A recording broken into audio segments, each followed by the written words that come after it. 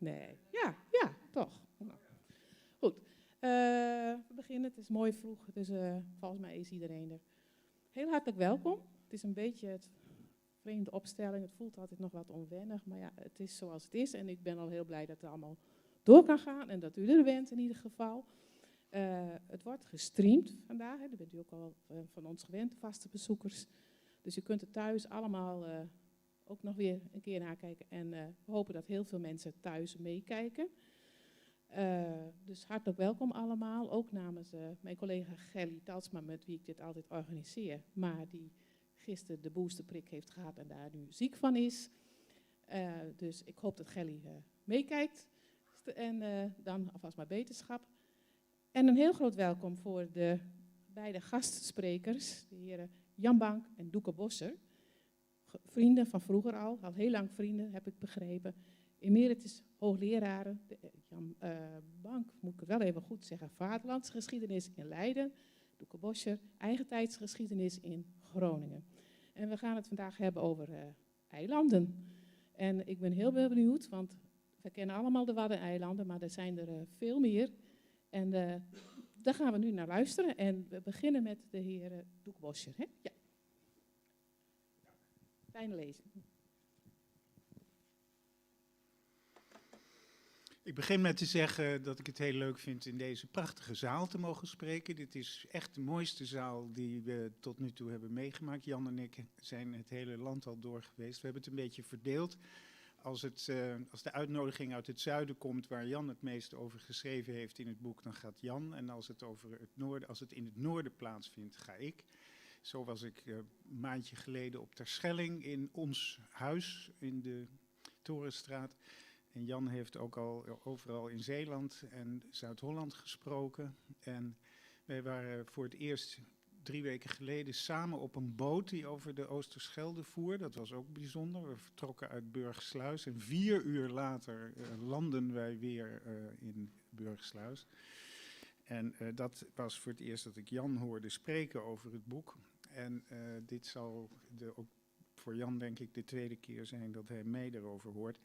Het boek is in begin juni verschenen en sindsdien hebben we dus de eer er af en toe wat over te mogen vertellen. En aan mij dus vandaag de aftrap. Jan is in Zeeland begonnen, nou begin ik eens voor de verandering. Ik zal het voornamelijk hebben over mijn eilanden en Jan over zijn eilanden. Mijn eilanden waren de eilanden in de Waddenzee en de eilanden in de Zuiderzee, _, het IJsselmeer. En na de wisseling van de wacht, dan krijgt u een andere PowerPoint-presentatie. En dan gaan we spreken over Zuid-Holland en Zeeland. Jan en ik hebben 3-4 jaar geleden, misschien tijdens een overmoedige bui, elkaar gesproken. Het kan zijn dat er een glas wijn aan te pas komt.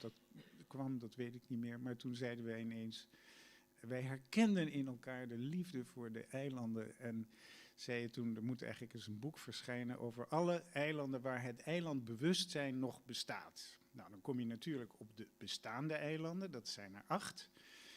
En die bewoond zijn of zijn geweest recent, zodat de mensen die er gewoond hebben, en misschien is het nu zoals Rottum onbewoond, maar er leven nog mensen die echt op Rottum hebben gewoond en daar zijn opgegroeid. De familie Toxopeus, dat waren de laatste eilandbewoners. En er zijn dus nog nazaten van Toxopeus die daar alles over kunnen vertellen. Het enige echte buitenbeentje is Pampus. Daar hebben ook mensen gewoond. En er zijn nog mensen die daar ook als kind van de eilandwachter zijn opgegroeid. Die herinneren zich dat als de ijsschotsen naderden, kruiend ijs uit het IJsselmeer, dan moesten ze met een kanon op die ijsschotsen schieten om te voorkomen dat dat hele eiland door het kruiende ijs werd weggevaagd. Dus we hebben dat toch maar tot een bewoond eiland gerekend, waar het eilandgevoel ergens nog wel te traceren is. Maar in Zuid-Holland en Zeeland is er nog maar 1 eiland over, dat is Tiengemeten. Dat is dus in het Haringvliet. Nu in eigendom van Staatsbosbeheer. En zeer een bezoek waard. Maar wij hebben heel bewust dus wel een beetje een regionale verdeling gemaakt. Jan in het zuiden en ik in het noorden en in het midden van het land. 12 eilanden, 13 eilanden, maar 10 gemeenten. Nou ja, dat kan je nauwelijks een eiland noemen. Althans, daar kan je nauwelijks een hoofdstuk over schrijven, dus daar had ik het makkelijk mee. Maar we hebben ook heel bewust steeds een uitzondering gemaakt. Want om goed met elkaar ook te kunnen praten over de tekst, moest Jan 1 Waddeneiland doen, dat werd Ameland. En 1 Zuiderzee-eiland, dat werd Marken. En ik moest 1 eiland doen in het zuiden, dat werd de Hoekse Waard. En toen heb ik dus 10 gemeenten meegenomen, want dat hoort nu ook tot de gemeente Hoekse Waard. En ik heb Walcheren meegenomen, waar ik van oudsher ook vaak ben geweest. Goed, dat is bij wijze van introductie. Ik ga heel snel wat plaatjes laten zien. Dit is dus gewoon het boek, zoals het daar ook op tafels ligt. Dit zijn de eilanden in het noorden en in het IJsselmeer. Dit zijn de eilanden in het zuiden. En het is belangrijk om het verschil te duiden tussen de ontstaansgeschiedenis van de ene categorie en de andere categorie. De eilanden in het noorden hebben allemaal, met uitzondering natuurlijk van Pampus, dat is helemaal door mensen gemaakt. Een ondiepte in het buitenei is benut om daar een fort te bouwen. Maar verder is het bijna allemaal een gevolg van de ijstijden. Of vooral 1 ijstijd. Even voor de duidelijkheid, dit is Nederland. Als je de zeeweringen wegdenkt, dus dan zie je de strandwallen die op de Waddeneilanden liggen en de strandwal die Noord-Holland van de zee afschermt. Maar het is belangrijk, de grens van het Weichselglaciaal. En ik zeg Salin, het is een Duitse naamgeving, maar er zijn mensen die mij dan op de vingers tikken en zeggen, je moet Salien zeggen, dus u weet dat vast beter dan ik. Maar goed, er is een Duitser die heeft ooit de Duitse rivier Saale als naamgever voor het Salin bedacht. U ziet daar dat die ijstijd die eindigde 180.000 jaar voor Christus. Hè, ongeveer tussen 250 voor en 180 voor Christus, 1000. Die is nooit verder gekomen. En de Weichsel is nooit verder gekomen dan Hamburg. Dus het zuiden van Nederland heeft met de laatste ijstijd, laat staan de voorlaatste ijstijd, of de voorlaatste ijstijd, laat staan de laatste ijstijd, helemaal nooit iets te maken gehad. En de eilanden in het noorden, daar valt dus ook nog Urk onder. En daar valt Schokland onder. Die zijn op deze manier ontstaan dat die gletsjer duwde die stuwwal omhoog. En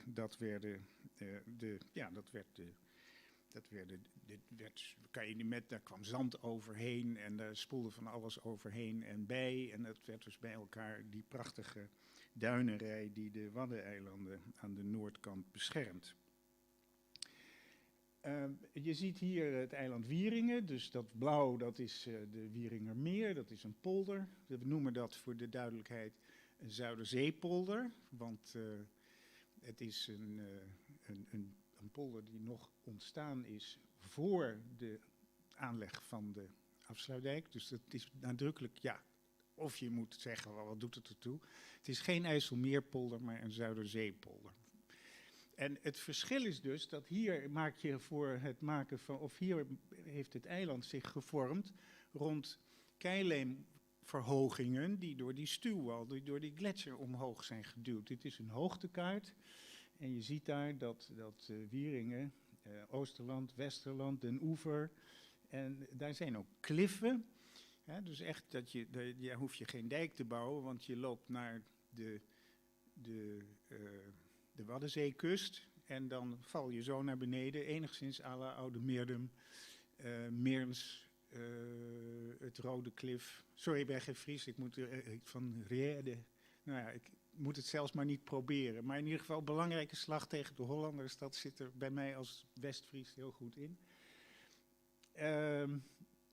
Dus dat is een totaal ander beeld dan in het zuiden, waar eigenlijk die eilanden ontstaan doordat die rivieren daar zich naar de zee toe een weg banen. En dan af en toe is er een stormvloed. En dan wordt dat door mensen weer, wordt er eigenlijk vaak weer helemaal opnieuw begonnen met die eilanden. En dan is het de ene polder rijgt zich aan de andere polder. En dan weer een andere polder. En zo ontstaan die eilanden die we als eilanden later zijn gaan benoemen. Maar de Waddeneilanden hadden die inpoldering niet nodig. Natuurlijk is de Bankpolder een creatuur uit de 19e eeuw van meneer Bank, die eigenaar van het eiland was. En natuurlijk zijn er op Terschelling ook polders ontstaan. Maar dat is niet de ontstaansgeschiedenis van Terschelling. Dat was een slenkengebied. En hetzelfde geldt voor Ameland, hetzelfde geldt voor Texel. Het zijn niet de polders geweest die het karakter van die eilanden, laat staan het ontstaan van die eilanden, hebben bepaald.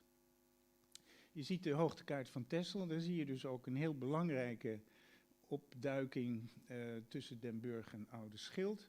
Dat is de zogenaamde Hoge Berg, aan de voet waarvan, voor degenen die Texel een beetje kennen, het Georgiuskerkhof zich bevindt. Daar zie je dat ook daar overduidelijk die keileemhoogte nog aanwezig is.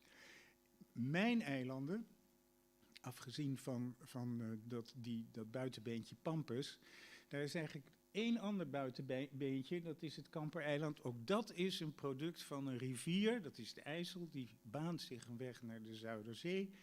En die vormt daar rivierduinen, de langgerekte rivierduinen. Dat is eigenlijk wat door de rivier allemaal wordt aangevoerd. Er komt geen ijstijd aan te pas. En dan ontstaat er dus zoiets als het Kampereiland. Wat dan nu als een eiland kan worden herkend nog altijd. Sinds 1940 is het geen eiland meer. Toen verdween het pontje. We zien daar straks nog een plaatje van. Maar tot 1940 waren de mensen die daar woonden dus echt eilandbewoners. Wat ik verder wou vermelden is dat het zuiden is door een groot aantal stormvloeden getroffen. En die hebben dus dat gebied gemaakt. In het noorden hebben we natuurlijk ook stormvloeden gehad. Die hebben uiteindelijk de verbinding tussen het Almere, het Flevomeer, het Almere, zoals die meren heten, naar de Noordzee geforceerd. Dus het Vliegat, onder andere een heel belangrijk zeegat. Maar in latere tijd is opvallend dat de watersnoden die we gehad hebben in de 19e en 20e eeuw veel meer aandacht hebben gekregen, hoewel ze vaak veel minder verwoestend waren. Veel meer aandacht hebben gekregen als ze plaatsvonden aan de westwal van het IJsselmeer, of dus de Zuiderzee, dan als ze plaatsvonden aan de oostwal van de Zuiderzee. Want dat was eigenlijk, dat was een deel van Nederland, u herkent het, dat vast als Friezen. Het voeteneindje van het land telt niet echt mee, dus als er heel veel doden vielen op de Waddeneilanden, door bijvoorbeeld de stormvloed van 1717 of de stormvloed van 1825, dan draaide men zich in Den Haag nog eens lekker om. Terwijl als er doden vielen in 1916, en dat waren er veel minder, maar het was wel veel dichtbijer, dan was ineens de wereld te klein. En dan wordt dus na 1916 meteen ook de Waddenzee van het IJsselmeer gescheiden, want dan moet de westwal van de Zuiderzee veiliggesteld worden. En dat doet men door de afsluitdijk aan te leggen. Maar in 1825, als u kijkt, er is wel overlast geweest in Noord-Holland, maar de overlast in Friesland en Overijssel was veel en veel groter en op de Waddeneilanden. Maar in Den Haag heeft men, het is een beetje à la Willem-Alexander en zijn Griekse vakantie, men moet dan allerlei mensen zeggen van koning, ga eens kijken daar, want er is van alles aan de hand. En de koning woont dan in Brussel en die denkt, ja zeg, ik ga daar een beetje naar Overijssel. Maar dan uiteindelijk wordt hij vanwege publicitaire toestanden, wordt hij naar Kampen gejaagd en dan staat hij daar op die dijk en dan zegt hij, goh, dat is eigenlijk best erg wat hier is gebeurd. Maar dat is toch een heel ander verhaal dan in 1916. En dan, dit is een plaatje ook uit Holland. Dit zou Mark, ik dacht eigenlijk dat dit een van ja, ik dacht eigenlijk tussen Enkhuizen en Volendam in. Maar ik weet niet precies waar het is, maar het is in ieder geval een beeld van... hey, en nu is Den Haag in rep en roer en treft maatregelen. Dus Lely legt dan de afsluitdijk aan. Bij zijn 100ste geboortedag richten wij voor hem een standbeeld op. En dan wordt dus als eerste de kleine afsluitdijk aangelegd. Dat is officieel de Amsteldiepdijk. Die loopt van het vasteland van Noord-Holland naar het eiland Wieringen. En zo is Wieringen niet langer een eiland. Daar moet een spoorlijn komen die dan natuurlijk doorgetrokken zou worden vanaf Den Oever naar Bolsward en verder naar Leeuwarden. Dat is er allemaal zodra het geld op was. Ook dat is een fenomeen dat u als Friese en ik als Groninger heel goed herkennen. Als het geld ineens op is of het moet allemaal naar het westen voor een of ander project daar, dan kan het noorden het verder wel vergeten. De kerf op Wieringen is interessant als u daar gaat kijken. Dan ligt daar dus het tracé voor de spoorlijn nog altijd. Daar rij je gewoon langs en denk je, wat is dit voor een uiterst vreemde geul? Welke reus heeft hier in een kwaaie bui ineens die geul aangelegd? Maar dat is dus gewoon het oude tracé voor de spoorlijn. Er zijn ook kunstwerken aangelegd, nieuwe spoorbrug met afsluitdijk. Het was allemaal kant en klaar. En op een gegeven moment zei je, want ja, maar nu moet het geld naar het westen des lands. Dus toen is dat allemaal weer afgebroken. Dus het sluitgat Amsteldiepdijk, dat is het einde van Wieringen als eiland. En in 1933 rijden de eerste auto's. 32 is de dijk dicht en 33 rijden de eerste auto's over de afsluitdijk. En dan is in één keer het IJsselmeer ontstaan. Dus de Zuiderzee is gewoon weg. Gewoon door de aanleg van een dijk verdwijnt een belangrijke naam in de Nederlandse geschiedenis weg. Die is weg. Het wordt Waddenzee en IJsselmeer. Nou ja, dus ik zal heel snel wat plaatjes laten zien en waar nodig en nuttig daar nog wat over zeggen. Dus het eiland Pampus, dat moet Nederland beschermen tegen de Pruisen, want dat is ontstaan na de Frans-Duitse oorlog. Dat heeft dan geen nut meer, want die Pruisische marine, die kan door de afsluitdijk de Zuiderzee niet meer opvaren, het IJsselmeer niet meer opvaren. En dan kan dus dit eiland uit de sterkte worden genomen. Over het eiland Urk, ik ga naar het noorden hoor, het eiland Urk, valt vooral te zeggen wat veel mensen zich niet realiseren, dat heel lang Amsterdams bezit is geweest. Wat je ook ziet, dit is boven de ingang van de kerk van Urk, het Amsterdamse stadswapen, de 3 Andreaskruisen. Amsterdam heeft in de 17e eeuw gewoon uit particulier bezit het eiland gekocht, omdat Amsterdam voor de vaarweg door de Zuiderzee naar het IJ een aantal vuurtorens wilde bouwen. Nou, was een vuurtoren in die tijd natuurlijk een vuurboet. Er werd dus gewoon een kolenvuur elke avond aangestoken. En dan, als de zon was opgekomen, dan doofde dat kolenvuur weer. En de volgende ochtend of volgende avond was het weer hetzelfde verhaal. Dus op oude kaarten zie je, dit is het eiland Urk. Daar zie je nog steeds dat Amsterdamse stadswapen. En ik vind dat persoonlijk heel grappig, want Urk geldt natuurlijk als het summum van orthodoxie. En bovendien, er is geen gemeente in Nederland die je on-Amsterdamser zou kunnen noemen, denk ik. Of het zou de eigen wijsheid moeten zijn, dan Urk. En Amsterdam heeft dus eeuwenlang, tot de Franse tijd, want toen werd het een beetje duur om dat allemaal te onderhouden. Toen heeft Amsterdam het gauw afgestoten aan het Rijk. Maar Amsterdam heeft dus 2 eeuwen lang geprobeerd om Urk juist zoveel mogelijk protestants te maken, terwijl de Urkers zelf wilden katholiek blijven. Nou, dat kun je je tegenwoordig moeilijk voorstellen, want die moet nu met een lantaarntje zoeken naar die ene katholiek op Urk, die zich vermoedelijk ergens diep in een kelder heeft verstopt, omdat hij daar verder helemaal geen leven zou hebben. Nou, en typisch voor Urk is verder, er is geen landbouwareaal, dus helemaal aangewezen op dit, veel te klein voor landbouw, helemaal aangewezen op de visserij. Na de oorlog verbonden met een weg met Emmeloord. En toen deden ze daar heel enthousiast over. Welkom, welkom, welkom. Maar sindsdien zijn de Urkers natuurlijk steeds weer geconfronteerd met een buitenwereld die niets van Urk snapt. En die dus eigenlijk ook zoveel mogelijk op afstand moet worden gehouden. En nu is het allemaal wij op Urk zijn, zijn totaal niet zoals de rest van Nederland. Schokland is een veeneiland, ook met een kern van keileem, een klein kerntje van keileem.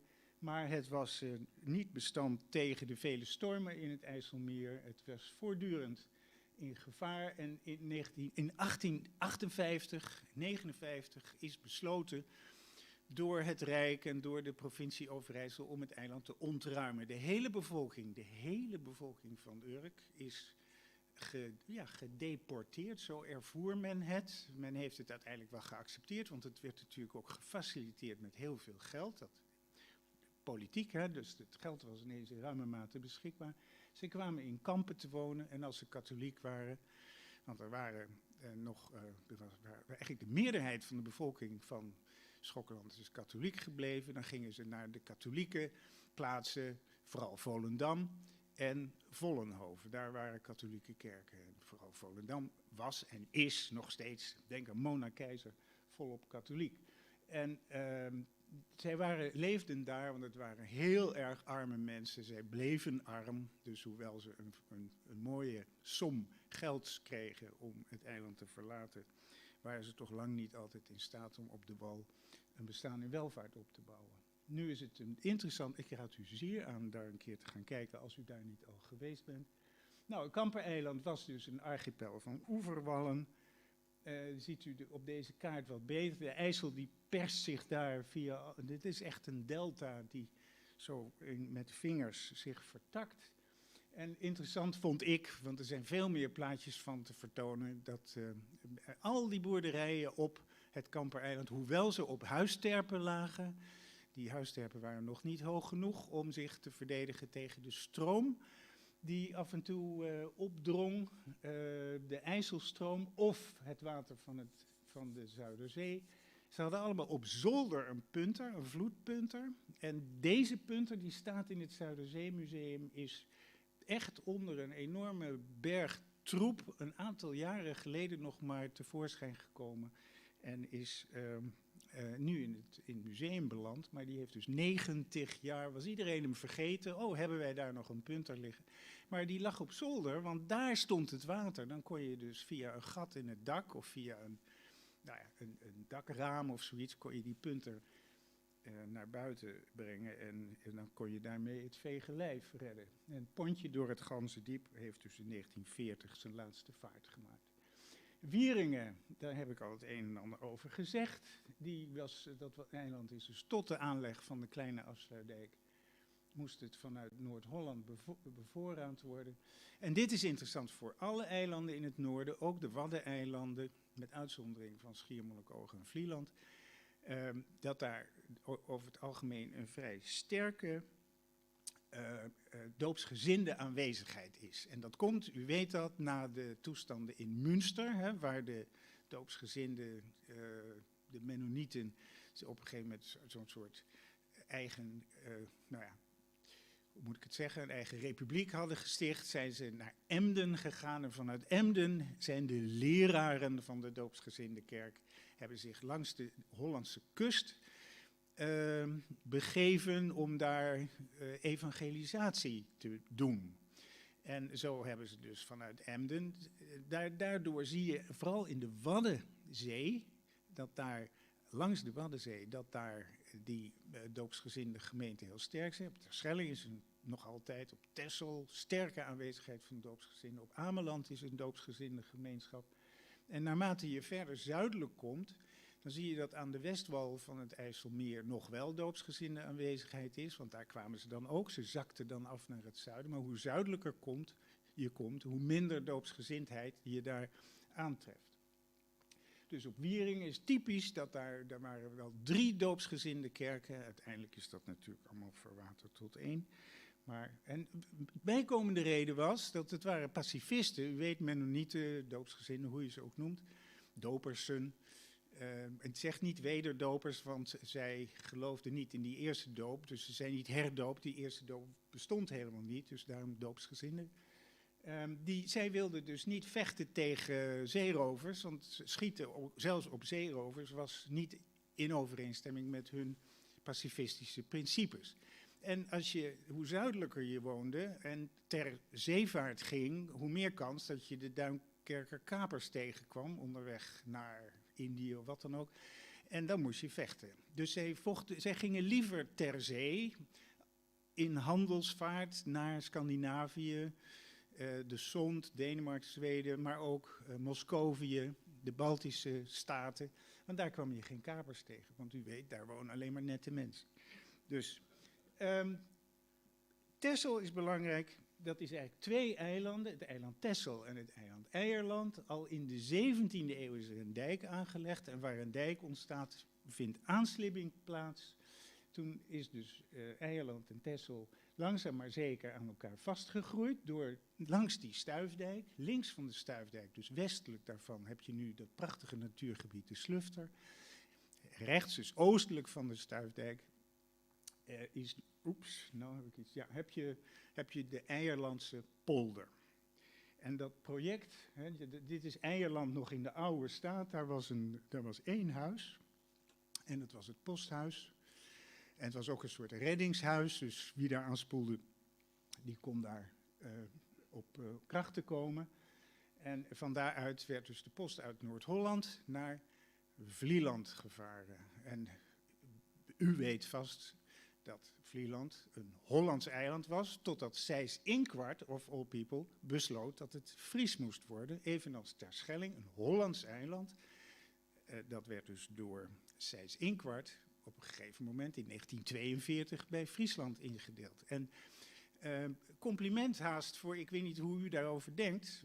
U heeft allemaal hier vast een Friese ziel, dus ik weet niet hoe dat hier valt. Maar ik vind het heel interessant om te kijken hoe die discussie dan na de oorlog plaatsvindt. Geloof het of niet, het Friese college van GS van onmiddellijk na de oorlog wilde eigenlijk dolgraag dat Vlieland en Terschelling Fries bleven, want dat waren natuurlijk kroonjuwelen voor Friesland. Maar zij vonden dat ze dat eigenlijk niet konden willen. Dat was een Duits idee. En men had over het algemeen als bestuurders een verzetsverleden. Anders kon je geen gedeputeerde in het college van GS worden. Dus je moest zeggen van ja, maar het is een idee van Seyss-Inquart, dus geef het maar terug aan Holland. En pas het tweede college van GS na de Tweede Wereldoorlog heeft gezegd, ja maar dat geven we niet meer terug. En toen hebben de eilanders zelf, niet zozeer de Vlielanders, maar wel de Terschellingers, nog tegengesputterd. Die wilden eigenlijk terug naar Holland. Maar dat was niet omdat ze niet van de Friezen hielden of omdat ze zich niet Fries voelden, maar vooral omdat Holland veel guller was met subsidies. En Friesland had bijvoorbeeld alle zeevaartscholen opgeheven en Noord-Holland subsidieerde juist de zeevaartscholen. Dus hebben de eilanders gezegd uiteindelijk van als jullie ons nou maar voldoende subsidie geven voor het instand houden van wat nu het Maritiem Instituut Willem Barents is op Terschelling, dan willen wij ook wel akkoord gaan met wat Seyss-Inquart heeft besloten. Dit is die stuifdijk. Hier zie je nog even Eierland en Texel apart. Maar u ziet hoe dicht dat bij Vlieland ligt. Texel is beroemd geworden door Jacques P. Thijssen. Interessant is dat de zoon van Jacques P. Thijssen, die was planoloog. En die heeft die erfenis van zijn vader, want zijn vader was vogeltjes en beestjes. Bij uitstek een natuurminnaar, deze Jacques P. Thijssen junior, die heeft dus een vliegveld voor supersonische vliegtuigen in de Waddenzee geprojecteerd. Een idee waar we serieus in Nederland over nagedacht hebben. Deze kaart is van Jacques P. Thijssen junior. En dan zou dus, die vliegtuigen maakten veel lawaai, hadden veel ruimte nodig. En dan zouden van daaruit kleinere vliegtuigen over heel Europa uitwaaieren. Maar uiteindelijk hebben we niet gekozen voor het concept van het supersonische vliegtuig. Het Poldereierland was dus een idee van de Belgische investeerder Nicolaas de Cock. Het is dus niet Koksdorp, maar de Koksdorp, zijn dorp. Oude Schild was de veerhaven. Nu vertrekt de veerboot helemaal aan de zuidpunt van Texel. Dat is het Horntje. En de reden van Texel, daar kwamen al die schepen wachten tot op gunstige wind om naar het westen en het zuiden te varen. Of gunstige wind om naar het oosten te varen door het vlieggat. Dat noemden we toen het Schiphol. Althans, dat noemen we nu terugblikkend het Schiphol van de 17e eeuw. En ik ga er verder niks over zeggen, maar de Russen, ik heb even de Georgiërs net genoemd. Er is een museum op Texel wat u zeker moet zien. Dat gaat over die Russenoorlog, een vernietigende oorlog, pal voor het einde van de bezetting.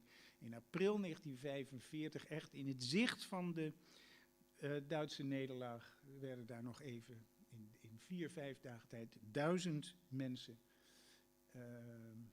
vonden daar de dood. Nou, even over de afslag van de eilanden in het noorden. U ziet daar West-Vlieland liggen. Je ziet op Oost-Vlieland is het nu nog bestaande dorp waar de boot aankomt. Maar West-Vlieland was er ook. Een zeer welvarend dorp tot de 18e eeuw. Dat ligt dus daar in zee. 1,5 kilometer ten westen, ten noordwesten van wat nu het posthuis is. Als u Vlieland kent, dan weet u wat het posthuis is. Op het gemeentehuisje van Vlieland, het oude, want het nieuwe ligt hier tegenover, maar daar zie je die twee wapens van die twee dorpen, West-Vlieland tot 1736 en Oost-Vlieland. Daar kwam de post. Dit is de oude Vlieland die ik in een Amsterdamse haven recentelijk tegenkwam. Er is nu een woonboot. Ik krijg daar tranen van in mijn ogen als ik dat zie. Ik heb vele malen op dat bootje gevaren. En dus ik twijfel er niet aan of sommigen van u kennen hem ook. De meest onkerkelijke gemeente van Nederland. Vandaar ook geen doopsgezinden. En dit is het verhaal van Seyss-Inquart. En dit vind ik dus ook heel mooi Nederlands. De wet Provinciale Indeling Vlieland ter Terschelling van 18 april 1951... verklaarde dat de maatregel van Seyss-Inquart geacht werd nimmer van kracht te zijn geweest, maar dat het effect van de maatregel van toepassing bleef. Nou, je zou dit farizeïsch kunnen noemen, maar je kan het ook, voor mij, je kan het ook katholieke flexibiliteit van geest noemen, of je kan er ook iets protestants van maken, maar in ieder geval bijzonder is het wel. Nou, Terschelling, de hele Noordvaarder is dus ook pas in de 19e eeuw eraan vast komen te zitten. En ook de Bosplaat is er pas in de 19e eeuw aan vast komen te zitten. Je ziet hier dorp Midsland, hoogtekaart, zie je dat dat ook op een keileemhoogte ligt. Het is niet een terp, het is een keileemhoogte en ook het Strieperkerkhof is een keileemhoogte. Stormvloeden, zware schade, Westerschelling lag veel meer naar het oosten en is door die ramp van 1717 en de tweede ramp van 1825 gedecimeerd.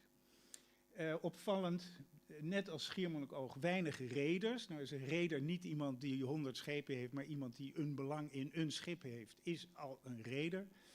Weinig vissers, maar men ging ter walvisvaart en koopvaardij. Bij reders, vooral in het westen. Vandaar ook, dat was een van de redenen van Terschelling om niet bij Friesland te willen. Want die mensen die daar het geld inbrachten, de zeelieden, die werkten bij rederijen die in het westen des lands, dus in Holland, hun basis hadden. Nou ja, dan is er die burgemeester die ergens aan het eind van de jaren 20 badwegen aanlegt. En dan kom ik bij Ameland, ontstaan uit 3 of 4 eilanden, een beetje een Tessels verhaal. En daar is dus met onder andere de dorpen Sier en Oert die geheel verdwenen zijn. En een heerlijkheid onder de Kamminga's. En de Oranjes die hebben het eiland gekocht en zijn dus uiteindelijk, hier zie je Wilhelmina die haar bezit, schout. Vrijvrouwen van Ameland. De dam naar Ameland, die lag hier, die is dus, heeft maar heel kort gefunctioneerd. Een heel belangrijke inpoldering zou dat geweest zijn, maar heeft nooit plaatsgevonden en ik denk dat we daar blij mee moeten zijn. Daar zal Jan u alles over kunnen vertellen, maar hij zal vandaag het zuiden behandelen. Die kerk op Nes, die is in 2013 verbouwd, maar inmiddels prachtig opgebouwd. Schiermonnikoog, een uithof van Klaarkamp, Rensuma Geest. Gekocht door, na de Van Starkenborst, gekocht door meneer Bank. Een rijke man met rijk geworden met Indisch geld. Dit is de Bank van Bank, een klein monumentje voor Bank. Niemand heeft er ooit een koeroord van kunnen maken. En vooral de slechte bereikbaarheid van Schiermonnikoog is daarbij een belangrijke factor geweest. Daarna, dus na Bank, kwam het in handen van de familie Bernstorff. Er is 1 Bernstorff op Schiermonnikoog begraven. Dit is een zoontje, Achim. Die is maar 11 jaar oud geworden. Dat is de enige die daar naast de kerk ligt. Nou, de Duitse tijd zal ik het verder niet over hebben. Dit is het kasteel van de Bernstorffs. Maar dan wel in een zeer vervallen staat. En dat is nu het enige klooster, het enige nog bestaande klooster in het bisdom Groningen-Leeuwarden. Nou, heel kort nog Rottum, bewoond geweest. Dit is de familie Toxopeus. Dit is het tweede voogdhuis en daar zie je het derde voogdhuis. Daar ben ik. Ik was toen wethouder van Warffum, waar Rottum onder viel. Daar ben ik een paar keer geweest. Maar dat was een houten gebouw wat inmiddels ook gesloopt is en verdwenen. Alleen die oude kaap staat er nog. En heel belangrijk in de geschiedenis van het Nederlandse reddingswezen was een redding vanaf Rottum. Want die heeft bij Duitsers die daar gered werden zoveel respect opgeleverd. Dat degene die tijdens de Tweede Wereldoorlog daar als zaakwaarnemer aan het hoofd van het reddingswezen kwam, het Nederlandse reddingswezen alle ruimte heeft gegeven. Goed, dit is de laatste dia die ik laat zien. Bomans en Wolkers op Rottumerplaat. Ik ga nog 1 mythe ontkrachten. Men zegt dat het Bomans zijn dood is geworden. Dat is niet waar. Hij is, dus vandaag, wat is het, 50 jaar geleden, 40 jaar geleden is hij, echt in december 71 is hij aan een hartaanval bezweken. Hij kwam met een griepje terug van Rottumerplaat en er is geen enkel oorzakelijk verband. Goed, ik ga uit deze presentatie, geef graag nu. Ik moet even kijken wat ik nu het beste kan doen. Dit klein maken. Oeps. En dan gaan we naar de andere presentatie van Jan. En dat is wacht even, moet ik het even goed doen. Mijn muis die is een beetje. Dit is die van Jan. En die zet ik dan op diavoorstelling en vanaf begin. En het woord is aan mijn goede vriend en collega Jan Bank.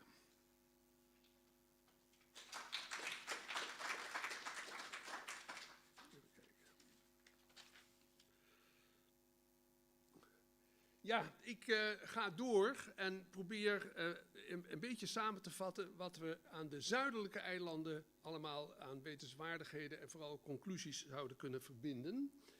En ik ga meteen door dus naar de zuidelijke. Die worden, laten we zeggen, door 2 eigenlijk invloeden bepaald. Van de ene kant is dat natuurlijk de zee, die een strandwal eigenlijk opwekt. Dus dat is aan zowel Goeree, Overflakkee, Schouwen-Duiveland, Walcheren en Voorne-Putten ook. Die hebben een strandwal. Maar daarnaast is in dit verband eigenlijk heel belangrijk dat er 3 rivieren zijn die naar zee gaan en die ook dit gebied dus heel sterk bepalen. Dat is op de eerste plaats de Maas en de Rijn. Die zijn dan hier bij eiland van Dordrecht en het Hollands Diep zijn die bij elkaar gekomen. Voor een deel, want een Maaswater gaat ook via Rozenburg de zee in. Maar in ieder geval dan tussen Voorne-Putten en Goeree-Overflakkee ligt de Haringvlietkering. En dat is tegenwoordig een kering, daar kom je straks op. Maar die is tegelijkertijd dus ook de monding van de Rijn. En hieronder komt de Schelde Zeeland binnen. En dan moet ik er meteen bij zeggen dat die loop van die rivieren in de 2 2000 jaar waarin wij beginnen te schrijven over de eilanden, dus voortdurend ook gewijzigd is. En het interessantste voorbeeld daarvan is de Schelde. Die wordt verondersteld eerst hier in zee te zijn gekomen. Dan moet u de Zeeuws-Vlaanderen daar allemaal in zijn huidige vorm niet bij rekenen. Maar uiteindelijk is, hier ligt Gent, is die Schelde als het ware afgedreven en kwam toen hier terecht en is in eerste instantie via de zogeheten Striene omhoog gegaan naar de Maas en de Rijn. Maar vervolgens in het begin van de middeleeuwen is het water als het ware afgedwaald en dan werd het de Oosterschelde, dat is aan deze kant. En in de 15e, 16e eeuw is het water naar deze kant afgedwaald en toen kwam er de Westerschelde. Oh, sorry. Toen kwam er de Westerschelde, dus dat is deze rivier. In alle gevallen was er veel stroming en dat betekende dus ook dat hebben we tot de dag van vandaag kunnen we dat ervaren, dat zowel aan de kant van Zuid-Beveland als bijvoorbeeld ook aan de kant van de andere kant van Zuid-Beveland, maar dan dus waar de huidige Schelde loopt, die ook heel veel stroming kent en heel veel bochten, dat daar dus ook land is overstroomd. En dat wordt plechtig herdacht met het verdronken land van Rijmerswaal, dat ligt hier. Dat was dus in de tijd dat de Oosterschelde de doorgang was van de Schelde. En hier ligt het verdronken land van Valkenisse. Dat zijn dus allebei, de Rijmerswaal, dat was een belangrijke middeleeuwse stad, die ook heel rijk is geweest ten opzichte van andere steden zoals Goes. En Valkenisse was land met een dorp op de punt en later ook een fort, omdat natuurlijk de Westerschelde in de loop van de tijd, en zeker vanaf de 80-jarige oorlog, ook een rivier was waar veel is gevochten. En dat is tot de dag van vandaag, maar daar kom ik straks op. Dus u ziet dat die eilanden in de loop van de tijd voortdurend zijn gewijzigd.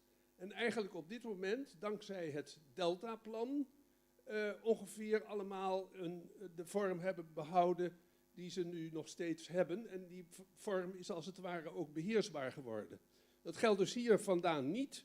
En vandaar dat dus de Hedwigerpolder, die hier ligt, nu op dit moment dus onder water moet worden gezet, omdat er op een bepaalde manier de stroming en ook andere natuurkundige doeleinden moeten worden bewaard. Dus het is nog altijd een levendig gebied, wat niet alleen in 1953 enorm is overstroomd, maar eigenlijk tot de dag van vandaag dus ook moet worden beheerst door een deltaplan, zodat die stromingen en het water in ieder geval, laten we zeggen, binnen beheer zijn. Ja, ik heb ze hier genoemd. Dus uit Zwitserland en Duitsland stroomt de Rijn. Uit Frankrijk en België komt de Maas in zee. En uit Frankrijk en België stroomt ook de Schelde in zee. De laatste slaat eerst een bocht oostwaarts in en draait in Antwerpen weer om naar de zee. Dat is ook ik zou kunnen zeggen, de redding van Antwerpen. Die dus een haven is geworden dankzij het feit dat om het maar eens even zo te zeggen, dat de Schelde het in zijn hoofd kreeg om niet meer via laten we zeggen, Gent omhoog te gaan. Het huidige kanaal Gent, Terneuzen is daar nog een heel klein onderdeel van, maar afboog en met die grote bocht dus Antwerpen aan een grote haven hielp.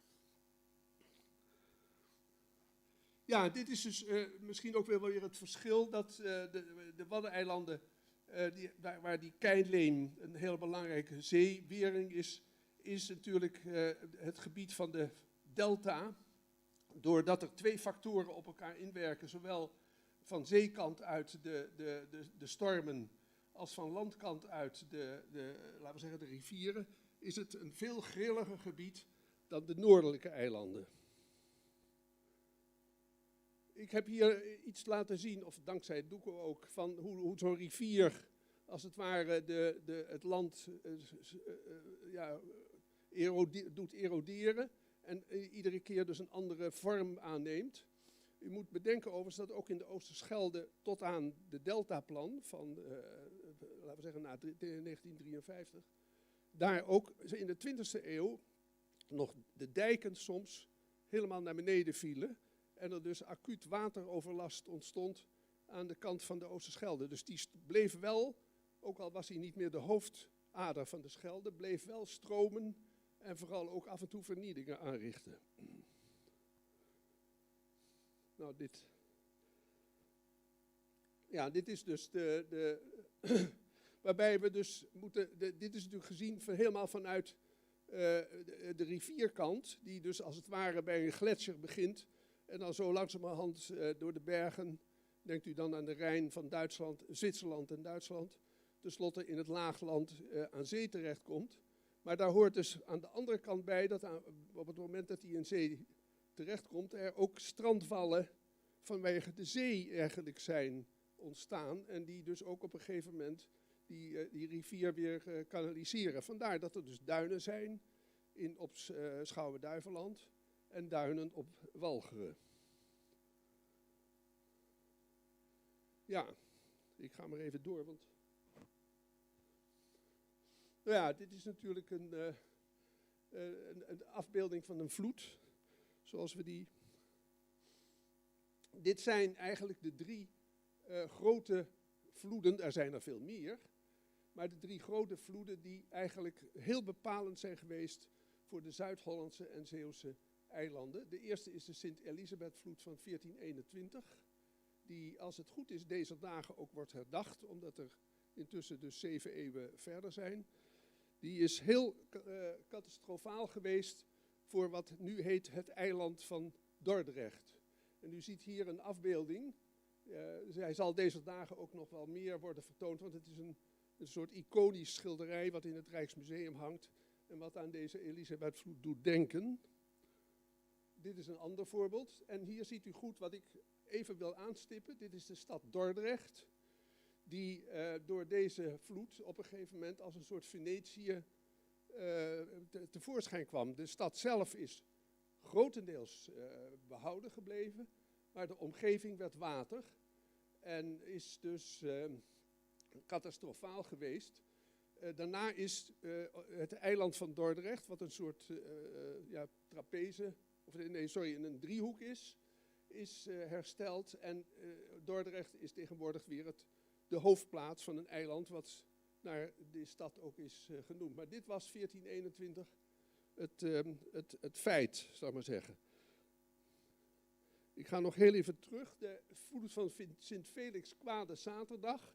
We zitten dus hier in de periode dat, laten we zeggen, de vloeden, als het op een datering gaat naar de kerkelijke kalender, of de Rooms-Katholieke kalender worden genoemd, vandaar dus Sint Felix en Sint Elisabeth. Die heeft met name in Zeeland heel veel kwaads gesticht. Vandaar ook dat de Kwade Zaterdag er maar aan is toegevoegd.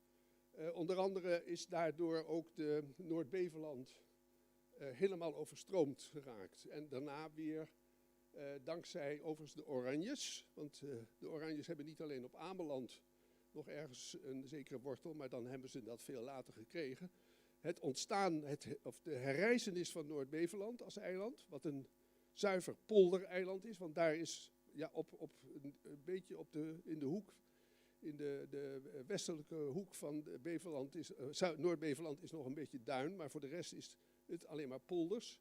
En die zijn eigenlijk in een soort tweede lichting tevoorschijn gekomen. En dat is bewerkstelligd door onder andere de Oranjes. En dat is dan Sint Felix, ook weer een heilige, waardoor je de datum kunt vinden. Allerheiligenvloed van 1570 is ook weer van belang voor Zuid-Beveland. Want toen is onder andere het land van Valkenisse overstroomd. En ook eigenlijk het einde gebracht, dat is een hele lange lijdensgeschiedenis, aan de stad Rijmerswaal, die dus aan de Oosterscheldekant lag. Rijmerswaal is overigens tegenwoordig wel een gemeente, want het is de manier om een reeks van dorpen op Zuid-Beveland, die natuurlijk ieder hun eigen, hun eigen naam en hun eigen reputatie hebben, om die dan te verenigen met een stad die er ooit was. Ja, ik ga even door. Ja, dus hier zie je dat, het is even van belang ook om te weten, dit is de duinerij dit is denk ik Walcheren, Oh, Zuid-Holland, ja precies, dat is de Walcheren. Nou ja, hier zie je dus dat laten we zeggen, rechts van mij aan deze kant liggen dus de polders. En hier is, dit is mooi, het is geschilderd, is waarschijnlijk Toorop, als ik het goed heb. Harvard 29, ja. Om te zien hoe dan dus de duinen de zee, als het ware, tegenhouden. Want nogmaals, het gaat om waterbewegingen die aan weerszijden deze Zuid-Hollandse en Zeeuwse eilanden, als het ware, vormen. Ja, ik ga even daaraan voorbij. Nou, dit is dan zijn we na 1953, de grote watersnood. En u ziet hier hoe dan heel sterk wordt ingegrepen in het eilandenrijk van Zeeland en van Zuid-Holland. Ik begin boven de Maaslandkering, die nog steeds heel belangrijk is. En datzelfde geldt ook voor de Hollandse IJsselkering. Daar is dus de rivier, want dat zijn twee grote waterwerken die met rivieren te maken hebben. Moeten ervoor zorgen dat Zuid-Holland, en met name het Groene Hart, dat droog blijft. Dat is in 1953 met de watersnood het grote gevaar geweest wat dreigde. Dat is de zogeheten Schiedamse zeedijk. Dat die op doorbraak stond. En dat dan het hele Groene Hart van Holland, wat dus natuurlijk een heel laag gebied is, zou worden overstroomd. En vandaar ook, u ziet het aan het jaartal, dat als in 1953, of daarna eigenlijk, het zogeheten Deltaplan wordt aangenomen, dat het eerste is wat ze doen om die Hollandse IJsselkering aan te brengen. Dat is bij Krimpen aan de IJssel en Krimpen aan de Lek. Het ligt dus tegenover elkaar.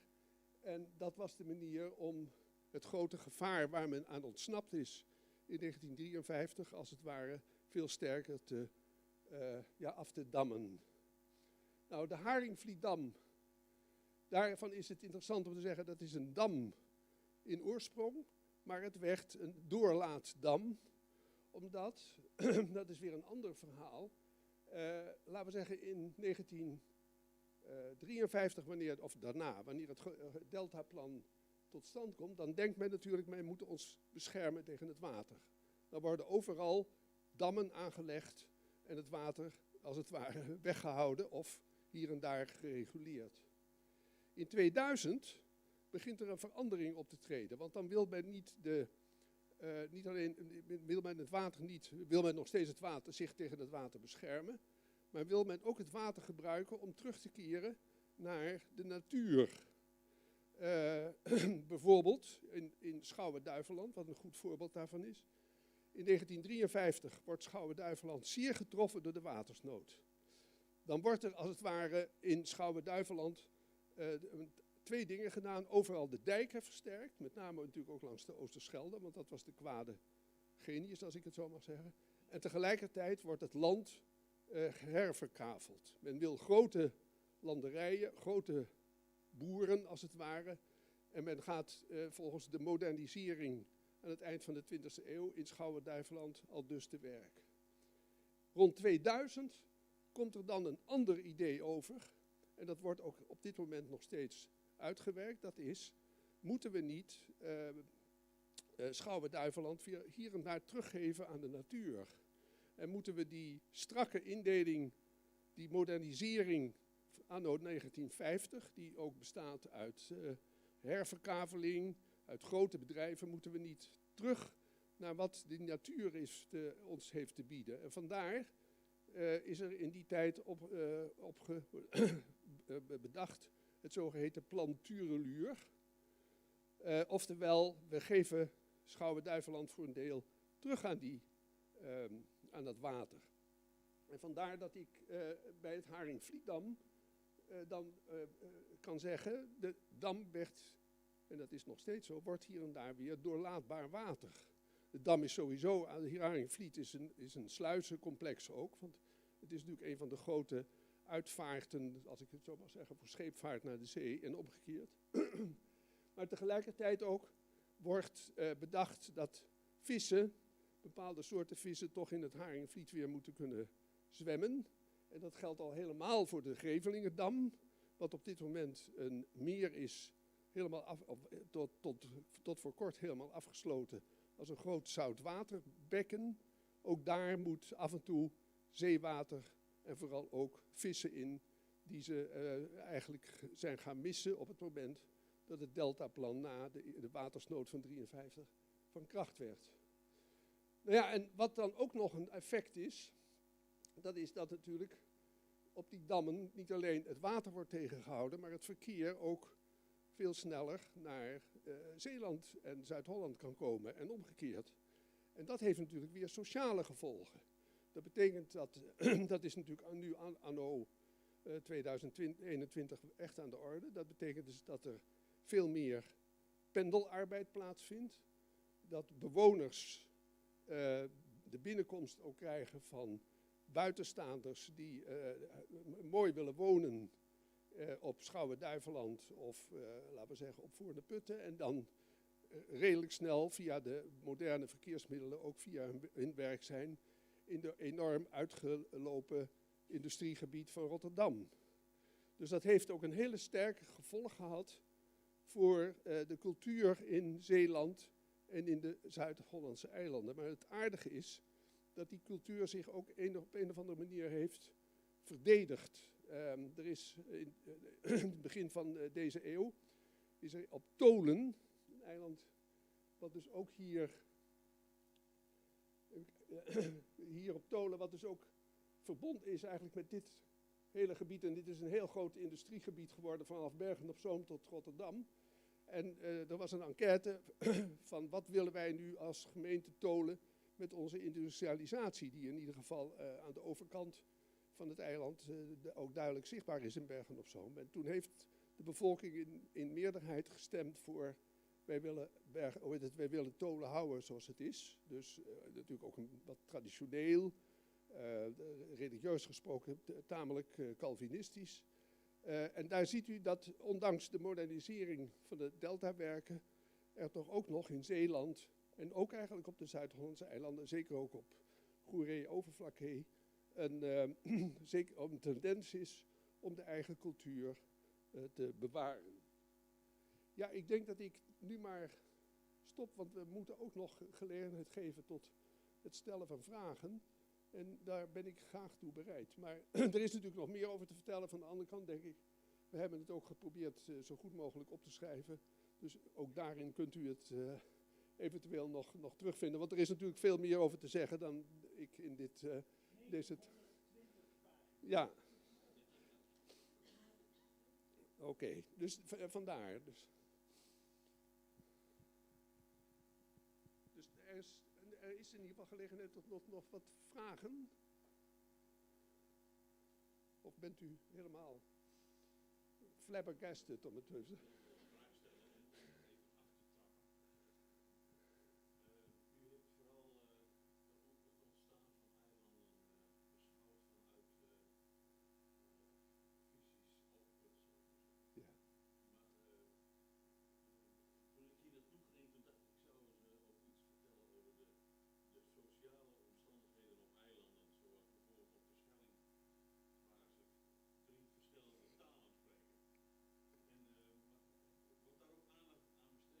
Ja, ook, ik denk overigens dat, maar dan gok ik even, dat het op de Waddeneilanden veel meertaliger is dan in Zeeland. Of schoon, in Zeeland is in ieder geval altijd veelkleurig is de klederdracht.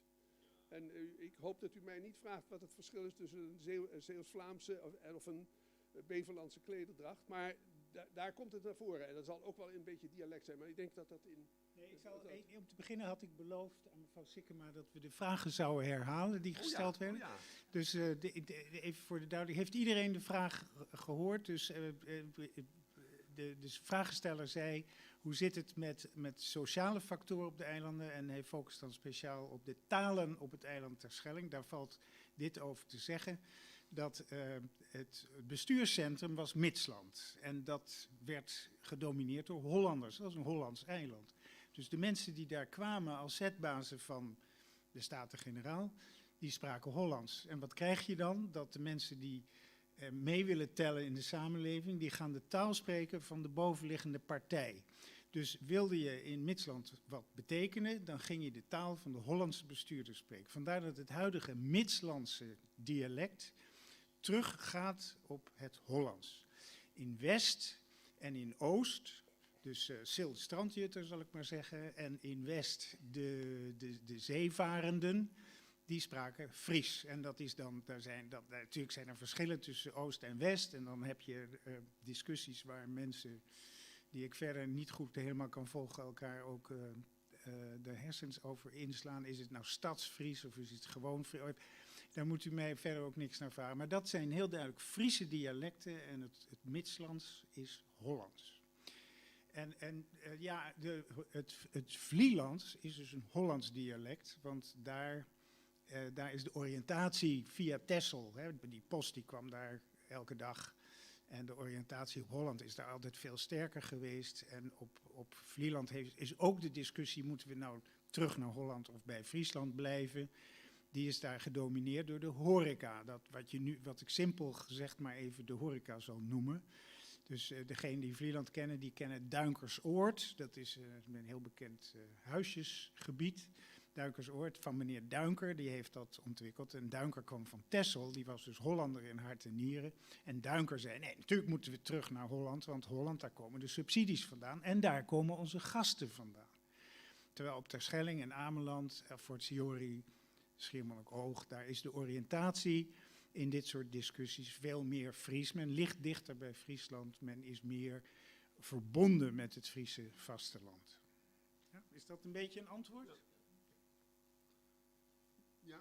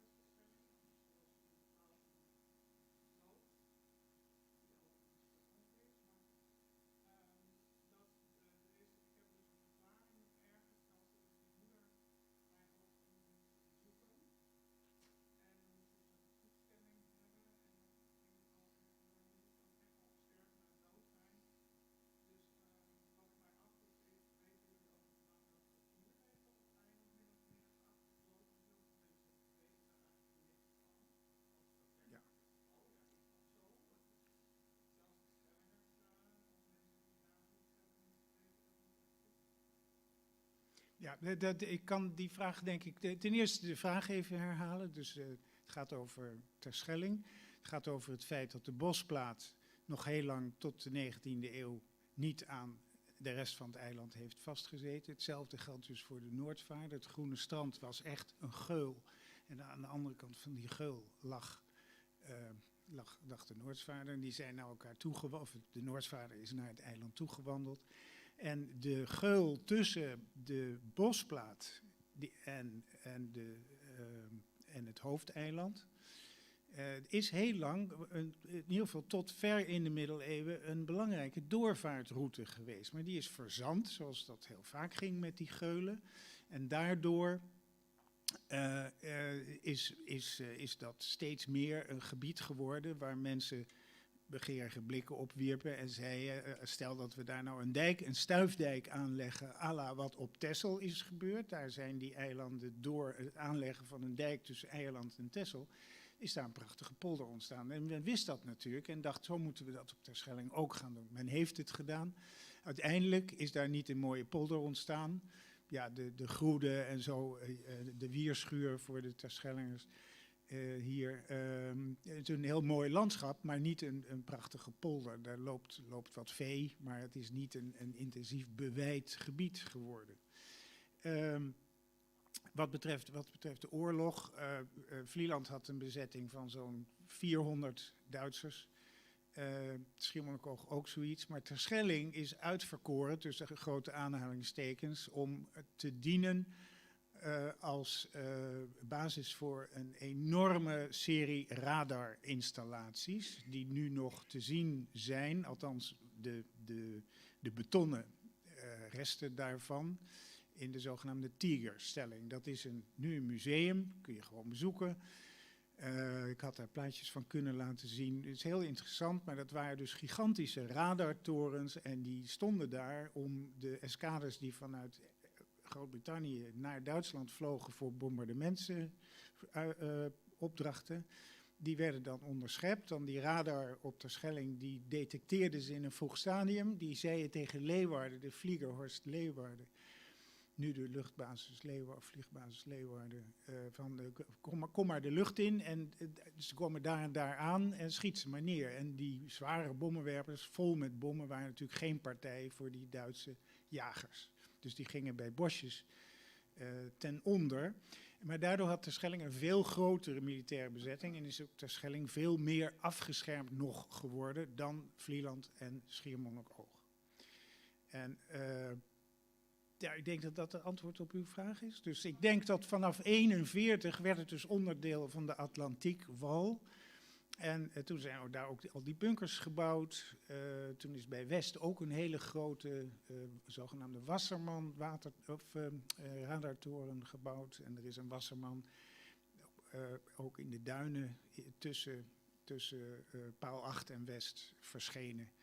En die vormden met elkaar één grote, zoals dat nu nog wel gaat met bijvoorbeeld de radiosterrenwacht in Westerbork. Die radartorens werden met elkaar verbonden tot één groot centraal geleid radardetectiesysteem. Heel even nog over de Atlantikwal is natuurlijk in de Waddeneilanden belangrijk, maar ook in de delta, laten we zeggen dus op de Zuid-Hollandse en Zeeuwse eilanden. Daar zijn ook veel bunkers gebouwd. Daar is ook een Duitse linie actief geweest. En dat heeft voor de eilanders twee gevolgen gehad. Eén, op korte termijn, dat ze werden onder water gezet. Dus de watersnood van 1953 was, zei het, een veel grotere herhaling van de watersnood van 1944-45. En het tweede is, dat is dan een beetje een geluk bij het ongeluk, dat bijvoorbeeld op op Goeree-Overflakkee de bunkers die aan de strandkant stonden, dat die gered hebben dat laten we zeggen, Goeree, dus het eiland wat het meest aan de zeekant ligt, werd overstroomd. Dus dat is voor het eerst dat een Duitse bezetting, met allerlei gevolgen van dien, toch ook nog een geluksmoment is geweest in de watersnood van 1953. Maar nogmaals, de inundaties waren die niet, ik denk niet op Terschelling en Vlieland geweest zijn, maar die zijn wel in het Zeeuwse en het Zuid-Hollandse gebied geweest, waren een soort eerste catastrofe waar dan in 1953 een veel grotere op volgde. Goed, ja, wij staan elkaar, hoop ik even te... Er is misschien nog één dingetje wat ik over Vlieland vergeten ben te zeggen. We hadden het over de ontruiming van het eiland Schokland. Grote armoede, mensen hadden echt niets meer te eten. Het was helemaal geen werk. De visserij de schepen konden niet worden onderhouden, dus ook de visserij lag helemaal op zijn rug. Men heeft, en dat is volgens mij iets wat nog niet zo bekend was, maar wat we in het boek uitgebreid hebben behandeld. In Vlieland was de situatie net zo als op Schokland in 1924. Dus in 1924 heeft de minister van Binnenlandse Zaken gezegd: wij gaan Vlieland ontruimen. Daar woonden toen minder dan 400 mensen, nu meer dan 1000. Maar toen minder dan 400. De zeevaartschool was opgeheven, de douane was weg. Alle rijksdiensten waren weg, de middenstand was weg, want de ambtenaren hadden zich naar elders begeven, dus er was geen koopkracht meer. Er was nog een heel klein bakkertje en een heel klein kruideniertje en dat was het. En het was daar echt een hele treurige bedoeling. De minister van Binnenlandse Zaken zei, we gaan net als met Schokland in 1858 het eiland gewoon ontruimen. En waarom is dat nou niet gebeurd? Omdat de minister van Verkeer en Waterstaat, die raadpleegde natuurlijk de secretaris-generaal van Waterstaat. En die zei, ja hoor eens, we hebben net voor 2 miljoen gulden van die strekdammen aangelegd om Vlieland te behouden. Want dat Vlieland kalfde af aan de zeekant, aan de Noordzeekant. En dat is weggegooid geld geweest als wij nu het eiland prijsgeven aan de elementen. Bovendien staat er een vuurtoren die niet gemist kan worden. Nou, er is nog een hele discussie geweest, hoe lang houdt die vuurtoren het als dat eiland niet meer wordt onderhouden en er niemand meer woont? Nou, toch zeker nog wel 40 jaar staat dat duin, dat vuurboetsduin met die vuurtoren, zal nog wel zich staande houden tegen de oprukkende zee. Maar uiteindelijk heeft men gezegd, nou, we doen het maar niet, maar dus puur omdat als Vlieland op termijn zou verdwijnen, de Noordzee zou beuken op de Friese kust en dan zou ook de hele Friese dijk over de volle lengte van Makkum tot Moddergat, zou ik maar zeggen, zou moeten worden verhoogd. En men heeft er gewoon een financiële afweging gemaakt. En dit is heel bekend als je het vergelijkt met de aardbevingen in Groningen en in de zoutwinning in Drenthe en zo. De menselijke factor heeft in dit geheel geen enkele rol gespeeld. Dus niet die zielige Vlielanders kunnen we dit niet aandoen. Nee, het is puur een centenkwestie geweest.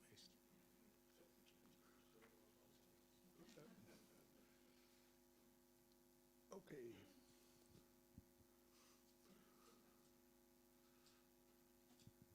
Bedankt. Ik geloof dat er verder geen vragen meer zijn.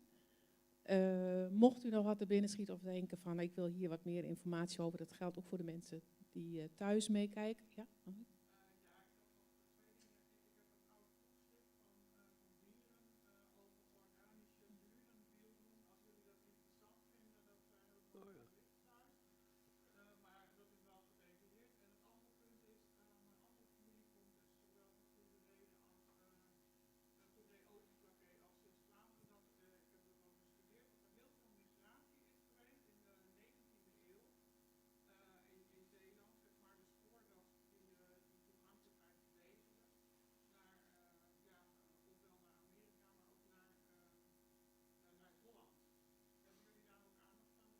Ja, in ieder geval aan Amerika sowieso.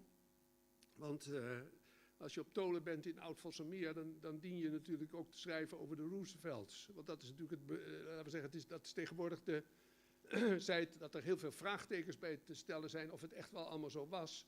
Maar de familie Roosevelt, vertrekkende uit Oud-Vosselmeer in de 17e eeuw al, zou dus zich hebben voortgeplant totdat er verder nog, maar totdat er in ieder geval 2 presidenten in Amerika met de naam Roosevelt zijn gekomen. De eerste was Theodore rond de eeuwwisseling en de andere was Franklin onder andere in de Tweede Wereldoorlog. In hoeverre er interne, nou zeg ik het voorzichtig, maar laten we zeggen interne immigratie is geweest van Zeeuws-Vlaanderen naar Goeree-Overflakkee. Ik zou het me... Oh, sorry, dan... Ja. Oh ja.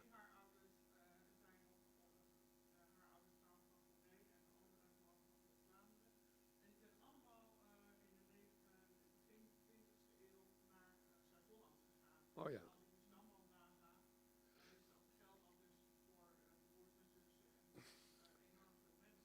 Is dat een stedelijke immigratie? Want dan komt Rotterdam. Ja.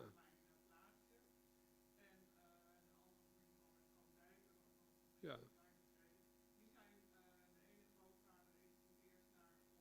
Ja, voilà. Oh ja.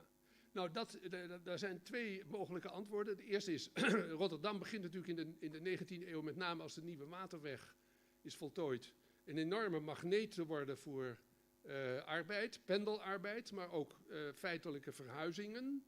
Dat geldt voor heel Zeeland. En dat geldt ook voor de Zuid-Hollandse eilanden. Even kijken. En de andere mogelijkheid is dat de visserij op een gegeven moment in de Oosterschelde minder opbracht. Of om andere reden. En dat men dus... Oké. Oh ja. Nou ja, ik denk als er sprake is van laten we zeggen, maar gewoon ja, verhuizing naar Scheveningen, dan zou visserij een sleutel kunnen zijn. Maar dat zou eigenlijk... Ja, je hebt natuurlijk sowieso altijd verhuizingen. Dus, en het gaat natuurlijk, als je met de geschiedenis bezig bent, op de wat grotere getallen. En dan is, laten we zeggen, Amerika en Rotterdam zijn dan ongeveer de magneten voor de 19e en zeker ook voor de 20e eeuw. Ja, ja, en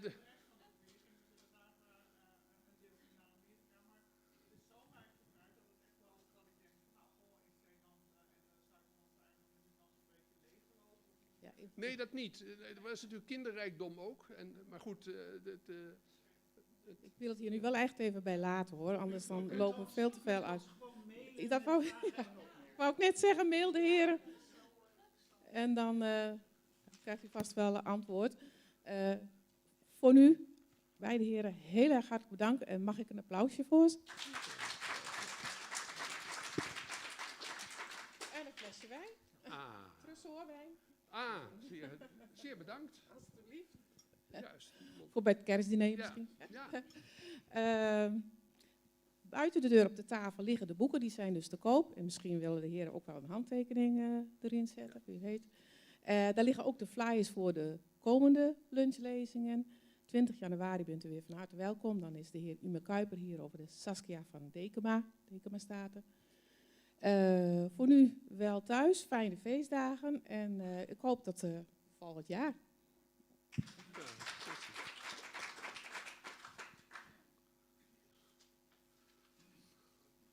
En blijf gezond.